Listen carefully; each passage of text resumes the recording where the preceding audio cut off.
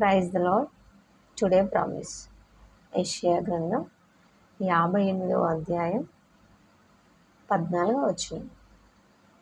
నీవు యెహోవా యందు ఆనందించుదువు, దేశం యొక్క ఉన్నత స్థలముల మీద నేను నిన్ను ఎక్కించెదను, నీ తండ్రి అయిన యాకోబు స్వాస్థ్యమును నీ అనుభవంలో ఉంచెదను. యెహోవా సెలవిచ్చిన వాక్కు ఇదే. నీవు యెహోవా యందు ఆనందించెదవు. దేవుడు చెప్తున్నాడు. ఇన్ని రోజులు మనం ఏదైతే ప్రాబ్లమ్స్లో ఉన్నామో, కష్టాల్లో ఉన్నామో, ఆరోగ్యం బాగాలేదని, లేదంటే మనీ లేవని, జాబ్ లేదని, లేదంటే నా పిల్లలు పాడైపోయారని, ఇలా మనం ఏ బాధలో అయితే ఈ లోకపరంగా ఉన్నామో, దేవుడు ఈరోజు మాట ఇస్తున్నాడు. నీవు యెహోవా యందు ఆనందించదు, ఇంకేం బాధపడదు, డోంట్ వర్రీ. నువ్వు ఇంకా ఆనందించదు, యెహోవా యందు ఆనందించదు. దేశం యొక్క ఉన్నత స్థలముల మీద నేను నిన్నెక్కించెదను. నీవైతే ఏమనుకుంటున్నావో, నీకు నీ యొక్క గొప్ప స్థానాన్ని ఉన్నత స్థలముల మీద నిన్ను ఎక్కిస్తాను, నిన్ను నిలబెడతాను అని చెప్తున్నాడు. అంటే దేవుడు ఏది ఇచ్చినా పొజిషన్ అనేది మామూలుగా ఉండదు, ఉన్నతంగా ఉంటుంది, గొప్పగా ఉంటుంది.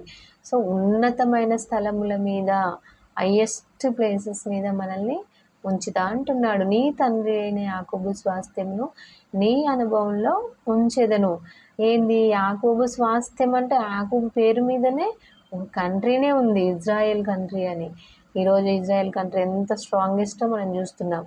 సో అలాంటి స్వాస్థ్యమును మనకు దేవుడు ఉన్నత స్థలముల మీద ఎక్కించి, మన యొక్క స్వాస్థ్యమును, మనకు కావాల్సిందంతా, మనం పోగొట్టుకుందంతా తిరిగి దేవుడు ఇవ్వబోతున్నాడు.